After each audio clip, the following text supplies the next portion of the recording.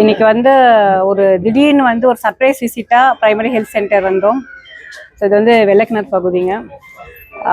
கொஞ்சம் சில விஷயங்கள்லாம் பார்க்கும்போதே ரொம்ப சங்கடமாக தான் இருக்குது. பில்டிங் அந்த அம்யூனிட்டிஸ் இதெல்லாமே ரொம்ப வந்து பிரச்சனையாக இருக்கிற மாதிரி இருக்குங்க. ஏன்னா எல்லாத்துக்கும் தெரியும் உங்களுக்கு வந்து ஹெல்த் வந்து எவ்வளோ ப்ரியாரிட்டி. நம்ம வந்து யாராக நீங்களாக இருந்தாலும் சரி, நானாக இருந்தாலும் சரி, ஹெல்த் வந்து நமக்கு ரொம்ப ப்ரியாரிட்டிஸ் ஆகுது. ஹெல்த் இஸ் ஆல்வேஸ் வெல்த் நம்ம சொல்லுவோம். ஸோ அங்கே வந்து அங்கேயே மக்களுக்கு நம்மளுக்கு பிரச்சனைகள் இருக்குது அப்படிங்கும்போது ரொம்ப சங்கடமாக இருக்குது. நம்ம ஆட்சி வந்ததுக்கப்புறம் நம்ம இவங்களுக்கு என்ன மாதிரியான இஷ்யூஸ் இருக்குது, என்ன கோத்ரூ பண்ணுறாங்க அப்படின்னு தெரிஞ்சுக்கணும் அப்படிங்கிறதுக்காக தான் இங்கே வந்தாங்க. பார்க்கும்போது சிலது வந்து அவங்க என்ன கேட்குறாங்க அப்படின்னா வந்து எக்யூப்மெண்ட்ஸ் வந்து கொஞ்சம் ஒரு அப்கிரேடேஷன் வேணும் அப்படின்னு கேட்குறாங்க. பேசிக் எக்யூப்மெண்ட்ஸ் மட்டும் இங்கே இருக்குது, கொஞ்சம் அப்கிரேட் ஆனால் நல்லா இருக்குன்னு சொல்கிறாங்க.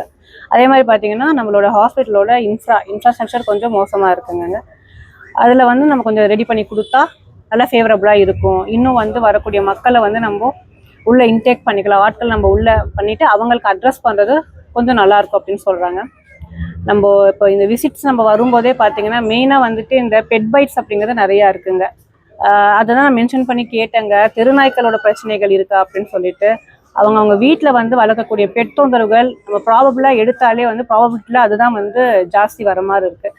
அதனால் வந்து எல்லாருமே வந்து இந்த பெட்டை வந்து விரும்பி தான் வந்து வீட்டில் வந்து வளர்ப்பாங்க. இருந்தாலும் மற்றவங்களுக்கு அவங்களுக்கு எந்த ஒரு பிரச்சனையும் இல்லாத அளவுக்கு அந்த பெட்ஸுக்கான வேக்சினேஷன் அப்படிங்கிறது ரொம்ப இம்பார்ட்டன்ட். இன்கேஸ் வந்து ஏன்னா சிலதெல்லாம் வந்து நம்ம இந்த கடிகள் ஆகட்டும் இதெல்லாமே வந்துட்டு ஆக்சிடென்ட்டை நம்மளால் அவாய்ட் பண்ண முடியாது. இதனால் தொந்தரவுகள் கொடுக்காம இருக்கணும் அப்படின்னா வந்து பெட்டுக்கான வேக்சினேஷன்ஸ் இதெல்லாம் நம்ம ரெகுலராக போடும்போது அதுலேருந்து கொஞ்சம் அந்த எஸ்கேபிசம் ரொம்ப பெரிய பாதிப்புகள் இல்லாமல் இருக்குங்க. அதை நம்ம மெயினாக பார்க்கணும்.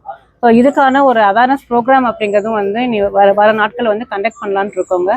ஏன்னா நம்ம மற்ற பல பிரச்சனைகள் பார்த்தாலுமே இதெல்லாம் வந்து உங்களுக்கு ரொம்ப இஷ்யூஸ் கொடுக்கக்கூடிய பிரச்சனைகளுமே அடுத்தது பார்த்தீங்கன்னா மன ரீதியான ஒரு பாதிப்புகளையும் கொடுக்குது. ஏன்னா இப்போ நம்ம ரீசெண்டாக இப்போ வரும்போது பார்த்தீங்கன்னா அவங்க வீட்டில் வந்து கணவன் மனைவி அங்கே 2 பேர் தான் இருக்கிறாங்க. சின்ன கை குழந்தை இருக்குது.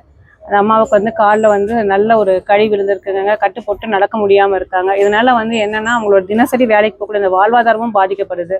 ஸோ இதெல்லாம் கருத்தில் எடுத்துனப்போ நம்மளோட ஆட்சியில் நல்ல இதுக்கான ஒரு மேம்பாடுகள் கண்டிப்பாக செஞ்சு கொடுப்போம்.